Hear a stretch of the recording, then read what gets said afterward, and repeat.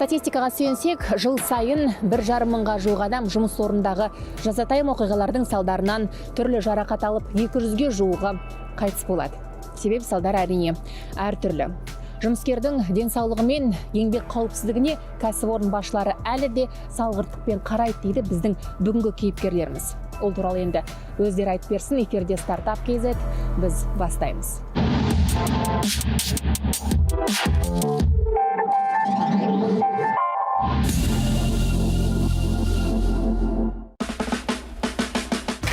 Сәлеметсіз, Шыңғыс. Саламатсыз ба, қалдарыңыз қалай? Жақсы, рахмет. Шыңғыс, енді сіздің жобаңыздың әлеуметтік маңыздылығы өте зор, иә. Жалпы бұл идея қайдан келді? Бұл идея негізі 2019 жылы осы акиматтың тапсырыстарымен болған іс.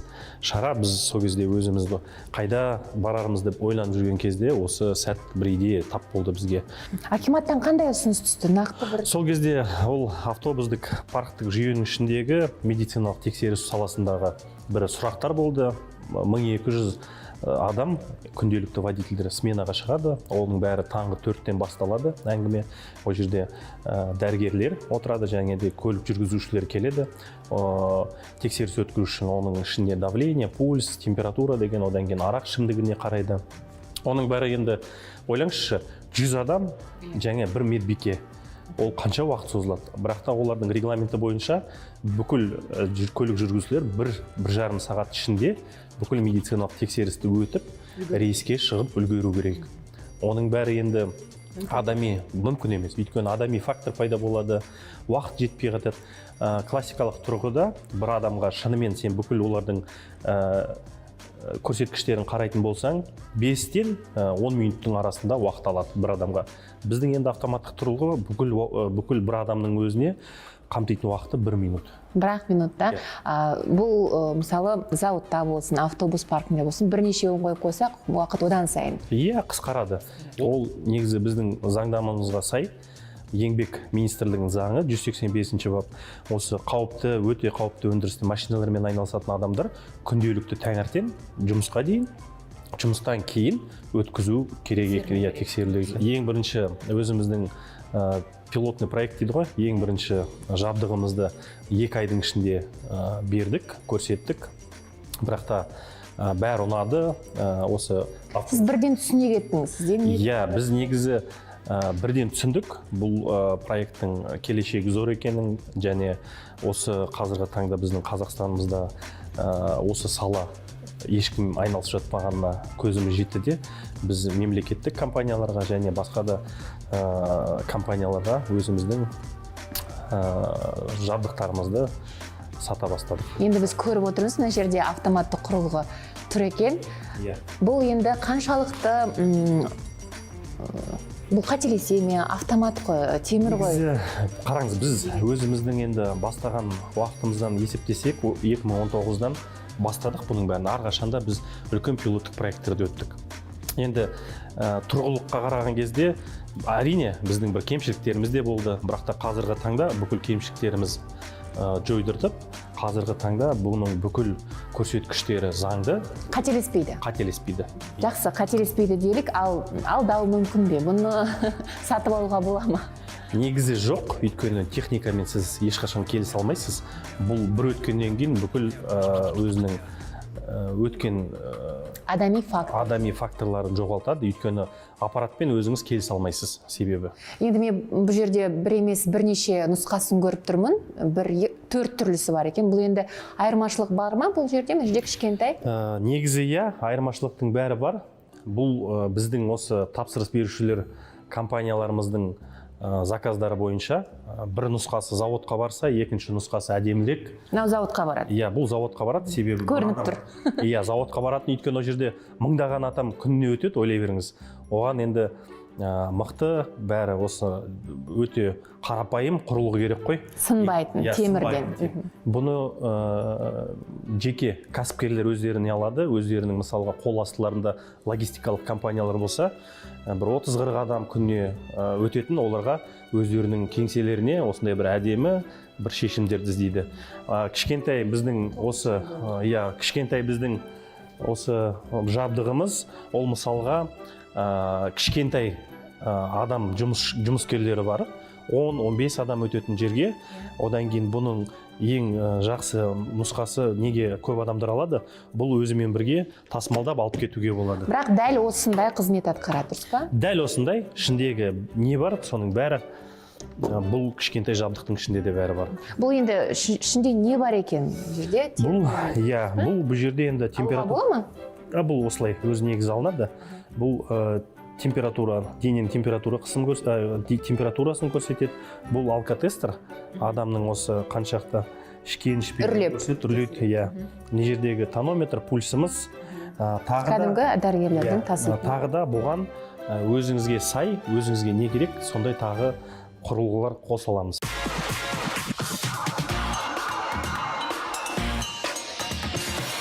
Маған мына ұнап тұр, біз өтіп көрейікші? Әрине, отырыңыз.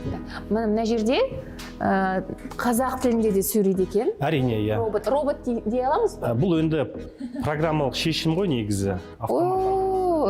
Бұл адамның анатомиясына сай, өйткені аттракцион.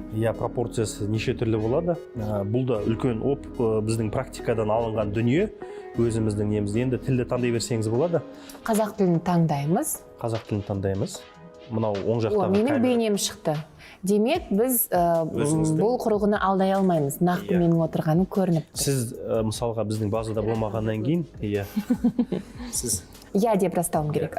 Қонақ ретінде өтіп жатырсыз. Енді қазір қарасаңыз, біздің пупилометр құралымыз дайын. Өзіңіздің көзіңізді жақындатып. Пупилометр дегеніміз көзді тексереді. Көзді тексеру адамның шаршағанын жүргізесіз. Өзіңіздің негізге таман енді жақындап қараңыз, бинокль ретінде. Жақынырақ жасаңыз. Бұл жерде адамның температурасы өлшеу өтті. Бұл жерде сіздің температураңыз, пупилометрияның дене температурасы 35-3, тоңып қалдым. Себебі сіздің тікелей жаңағы даладан кеп неткеніңізді байланысты. Енді қолыңызды 0,75 деген не көрсеткіш? Бұл енді степень усталости дейміз негізі. Шаршап тұрмын ба мен? Адам жоқ, сіз нормадасыз. Бірден асып кетсе, уже адамның шаршап. Галочка тұр, галочка дегеніміз норма деген. Норма деген сөз. Ал егер төмен болса? Төмен болса қызыл болып жанады. Мен жұмысқа кіре алмаймын. Бүкіл осы ақпараттың бәрі медсестраға түседі. Енді қолыңызды тереңірек салыңыз, ыңғайланып, бұл жердегі енді мына жерде қан қысымыңызды тексереміз. Менің нормадағы қан қысымым 90-60. Қазір көрейік, Нормада екен. Әлде төмендеп кетті ме? 40 секунд күтіңіз дейді. Өлшеу біткенше 40 секунд күтіңіз. Ұзын жеңді киіммен отыруға болады. Бірақ бір қабаттан артық болмау керек. 111-55. Себебі ол негізі норма, сіздің космонавт сияқты денсаулығыңыз екен. Бірақ та сіз жаңа өтіп жатқан кезде сөйлестіңіз, сол себептен біраз жоғары көрсетіп қою мүмкін.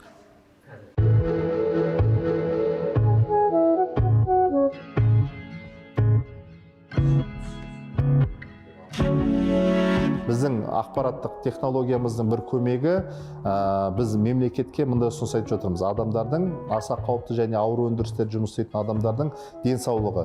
Металлургтар негізгі проблемалар тыныс алу жолдарының проблемасы. Бұл кәсіби аурулар. Шахтада жұмыс істейтін, жер астында жұмыс істейтін кеншілердің ауыры, буын аурулары, тыныс алу, онкологиялық аурулардан пайда болу мүмкіндігі, реакцияның болу-болмауы деген сияқты дүниелер, қауіп-қатерлер көп.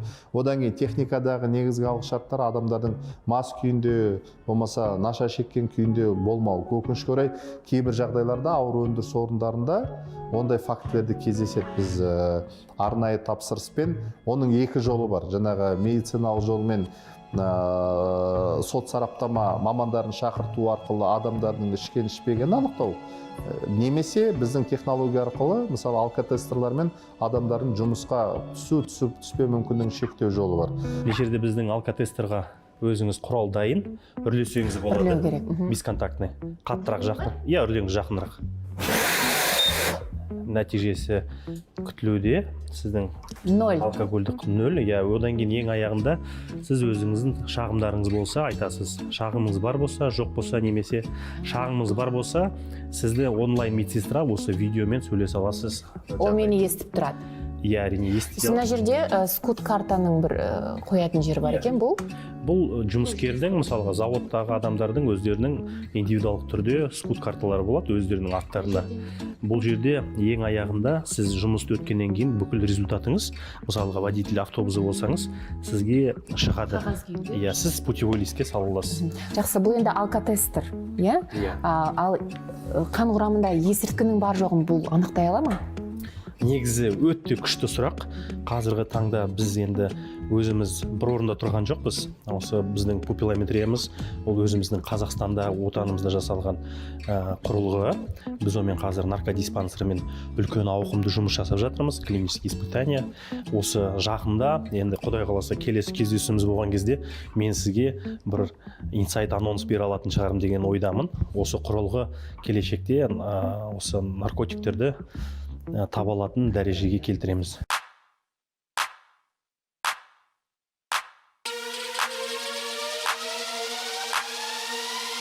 Қазіргі межеаралық беріп жатқан қызмет, және олардың беріп жатқан бағасына сәйкес біз кейбір нашар түрлерін көздің жұмыс істеу, қарашықтардың жұмыс істеу дәрежесіне қарай шеккен нашаның қандай наша шеккеніне шейін, мысалы ал егер синтетикалық наша болса ше?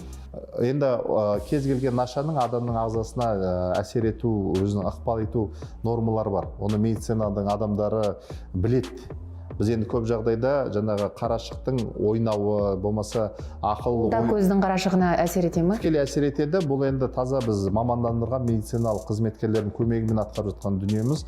Бір 6 айда егер расында да біз ауытқулар болуы мүмкін, енді ғылыми зерттеу барысында, бірақ медициналық жаңағы бір көмек есебінде жаңа технология қалыптасуы әбден мүмкін деген біз өзіміз ниетімізді жасырмаймыз.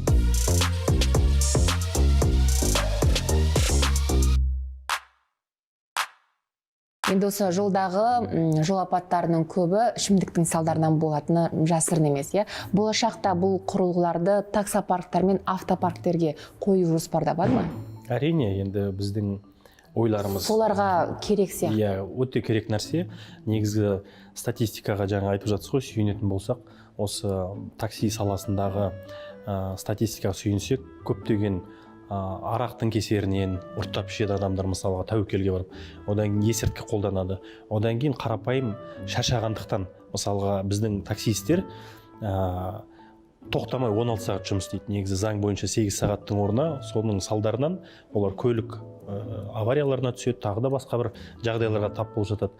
Негізі біз қазір пилот проектінде бірнеше таксопарктермен жұмыс істеп жатырмыз. Бұл енді үлкен біз үшін жұмыс, себебі ол таксопарктың, таксомоторканың ішіндегі адамдардың мәдениеттеріне осы біздің жабдықтарымызды енгізу біздің бір миссиямыздың бірі болып табылады. Енді мына құрылғының әр бөлшегі Қазақстанда жасалған деп айта аламыз ба? Жалпы жоба қазақстандық па? Негізі енді біздің жобада қарасаңыз программалық саласында біз 100% Қазақстандікіміз. Темірге келетін болсақ, темірдің 70%-ы мысалға Қазақстанда осы цехымызда жасалады. Неге десеңіз, осы жердегі мысалға қан қысымын өлшейтін құрал, ол Жапониядан келген мысалға. Қазақстандықтар жасамай ма? Қазақстандықтар жоқ, өйткені бұл өзімізде бір орында тұрмай, біз мысалға ішқыры сыртын бәрін білеміз, қалай жасалынатын. Оған да бір өзімізге мақсат қойдық. Осы 1-2 жылдың ішінде 100%-ды қазақстандық өнімге айналуымызды. Бұл үлкен мысалға заводтарға арналған жабдықты құралдар. Оларды біз Жапониядан, мысалға алкотестерді Кореядан келеді. Жапония, Корея. Бұл көздікі бір өзіміздікі. 100% Қазақстанда жасалған біздің құрылғымыз. Біздің өзіміздің ең миссиямыз, мақсатымыз ол осы Қазақстан Республикасында өзіміздің азаматтарымызға осы денсаулыққа немқұрайлы қарамау деген бір мәдениет қалыптастыру. Біз қазіргі таңда заводтан жасап жатырмыз, өйткені статистика сүйенетін болсақ, осы қауіпті жұмыстарды 1,5 миллион адам, отандастарымыз істейді. Шама жағдай тіркелді, иә. Одан кейін тағы бір үлкен статистикаға нететін болсақ, осы Қазақстан Республикасының адамдарына, сандарына сәйкес, біз қазір 19,5 миллион қазақ болып жатырмыз. Олардың мысалға 70%-ы 14 жас пен 64 жасындағы азаматтар мен азаматшалар. біз осы өзіміздің өнімдерімізді күнделікті өмірге, заводтарға, автопарктарға қойып, сол саладағы істейтін адамдарға күнделікті өзінің денсаулығының бір ғана кіші бөлім ақпараттарын біліп жүргеннің өзі біз үшін үлкен жетістік. Біз өзіміз осы бәсекені алған себебіміз біз де көрсете аламыз, біз де жасай аламыз. Шетелдерден кем емес нәрселер мысалға. Жалпы шетелде мұндай аналықтарын көрдіңіз ба, бар ма екен? Негізі шетелдерде бар. Бізде жақын арада мысалға мен осы Қазақстанда емес, шет мемлекеттегі осы IT неше түрлі выставкаларға барып қатысып жүреміз. Белсенді түрде біздің сияқты жабдықтар, құрылғылар бар, бірақ та оның бәрі мысалға ақш-тан, Ұлыбританияда жасалады. Бірақ та енді екі өзіміздің жабдықтарымызды салыстырсақ, біздікі әлдеқайда тез, әлдеқайда арзанырақ. Біз конкурент бәсекеге қабілеттіміз. Жақсы, ендеше болашақта шетелге де шығу жоспары бар шығар. Әрине. Қазір бізде Біріккен Араб Әмірлігінен мысалға кішкентай ғана бір тапсырыстарымыз бар. Айтуға болады, ол жерден қызығушылығы өте үлкен дәрежеден. Саудия Арабияда мысалға, өйткені олар біздер сияқты. Оларға толық осы жобаны темір-терсегімен бірге жібересіздер ме, әлде жобасын жібересіздер ме? Енді ойланудамыз. Бірақ та енді бізге экспорттық потенциалға өзіміз осы кішкентай құралдардан бастасақ деген ойымыз бар. Ол өйткені олар біз сияқты мұнай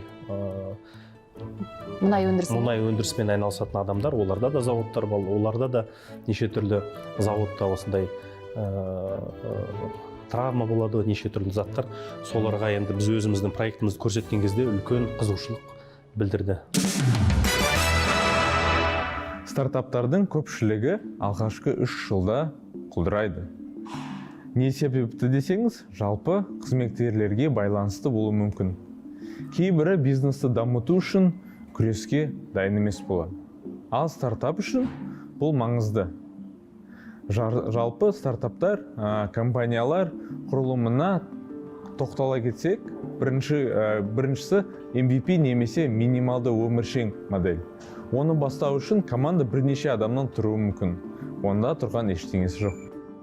Екіншісі, 1 жылдан кейін компанияның даму жолы әдетте бастапқы құрылымдағы жаңа лауазымдар қосылады. Мамандардың саны көбейеді. Әрі қарай жалдау кезегін анықтау керек. Бірінші кезекте кім қажет екенін ойланыңыз.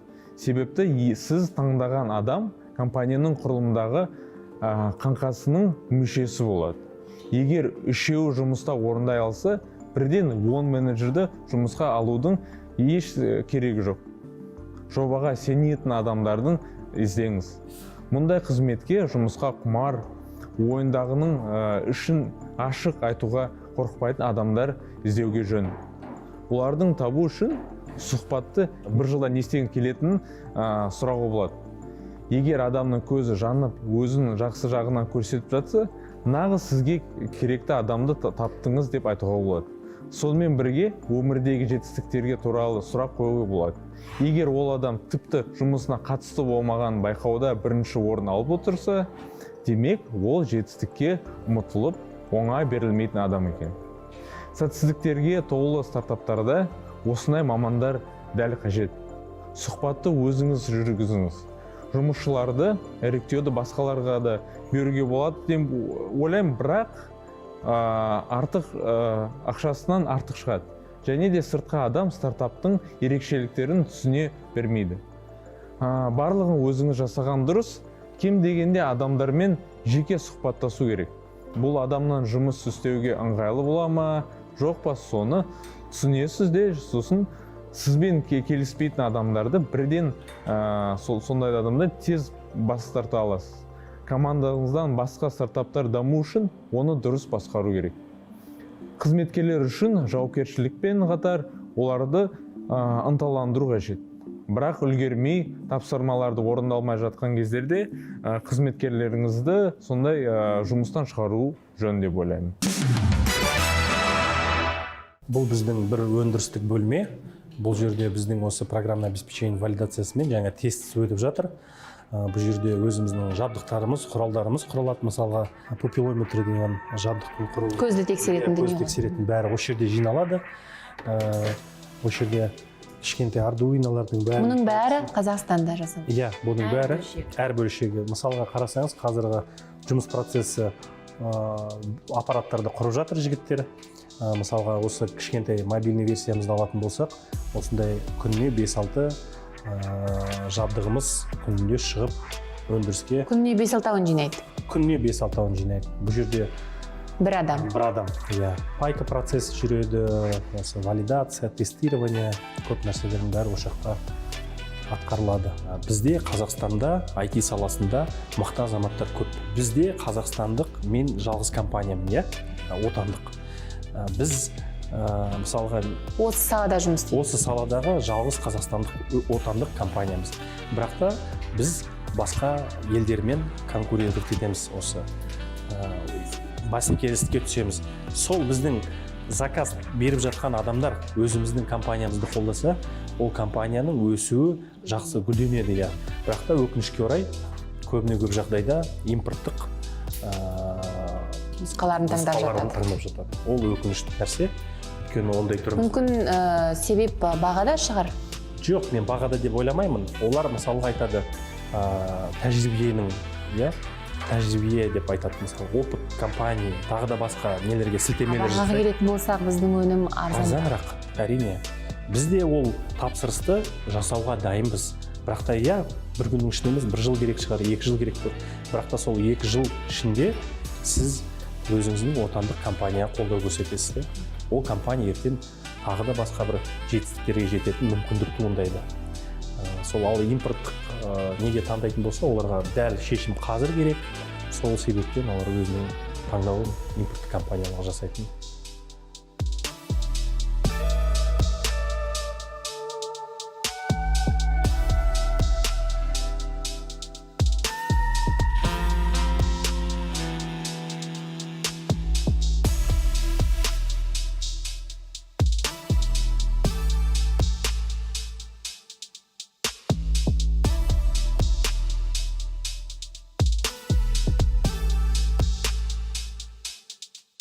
Біз енді қазір өндіріс орындамыз, иә, темір-терсектің бәрі осында.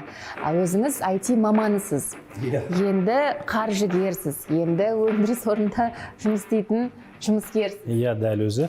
Енді жан-жақты болғанбыз, енді біз негізі өзімізді IT компания деп есептейміз. Бірақ та енді біздің осы бағытымыз медтех болғаннан кейін, біз енді өндірістік процеске де кіріп кеттік. Ол енді медтех өте ауыр сала.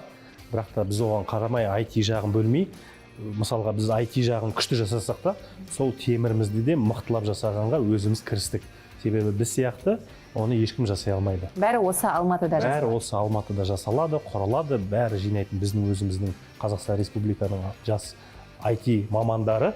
Әдейі бізде специалистер де жоқ, бәрі өзіміз жинап, үйреніп алдық уже бәрін жасауға.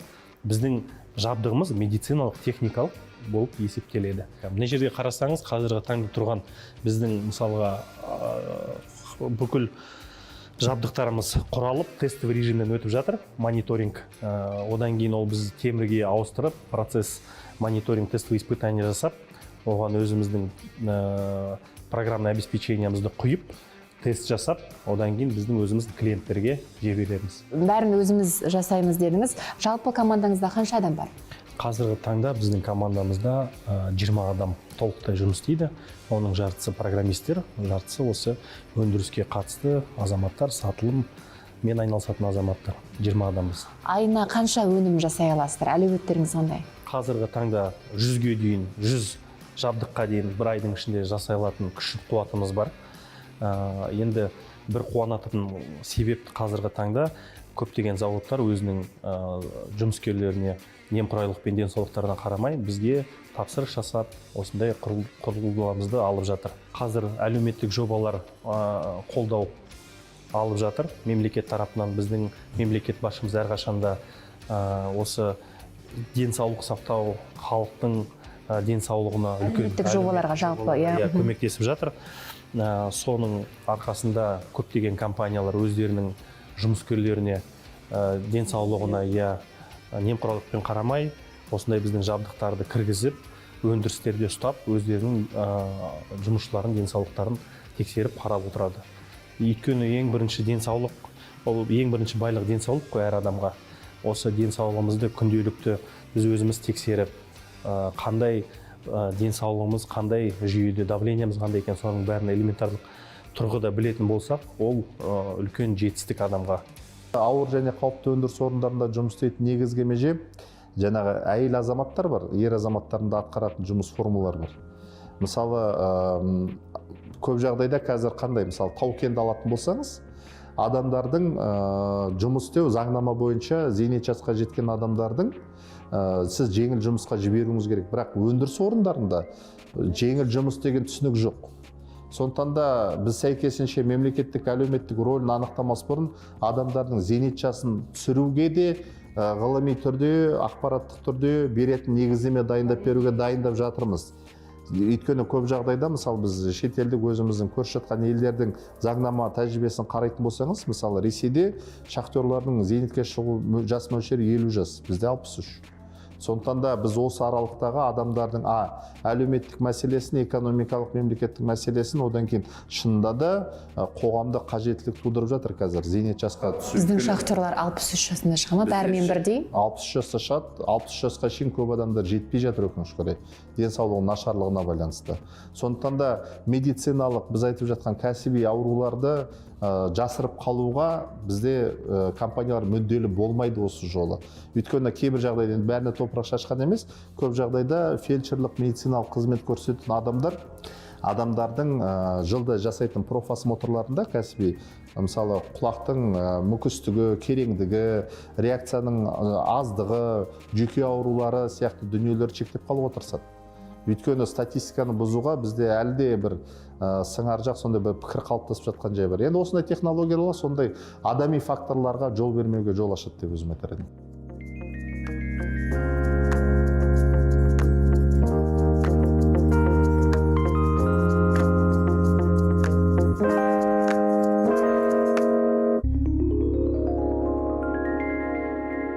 Демек, қолдау бар дейсіз ғой, иә? Сізді қазір көріп отырған көптеген жас іскерлер бар, стартапшылар бар. Соларға бір үндеуіңіз болса? Енді білесіз, стартап деген өте жеңіл жол емес, өте ауыр. Өзінің ойындағы жатқан нәрсені өмірге әкелу, оны жұмысты еттіру, мысалға оны жүзеге асыру, оны сен осы халыққа пайдасы тию, ол үлкен жұмыс. Ең бастысы беретін менің өзімнің айтарым жас стартаптарға. Ең бірінші ол мінез керек. Өзіңнің мінезіңе, осы өзіңнің сеніміңе сенетін болсаң, тек қана сол кезде сен алдыға жүре аласың. Ол енді көп факторларға байланысты, ол ұжымға да байланысты, әріптестеріңе де байланысты, қаржыға да байланысты. Я, әрине көп фактор бар, бірақ та менің ойымша ең басты ол мінез. Екіншіден социалдық тұрғыда сенде бір өзіңе мотивация болу керек. Ол мысалға біздің мотивациямыз өзіміздің халқымызға осындай бір жабдық құрал, қол жетімді.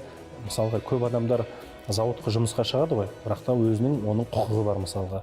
Олар өзінің денсаулығын күнделікті тексеріп біле алатындай бір мәдениетті орта қалыптастыру біз үшін.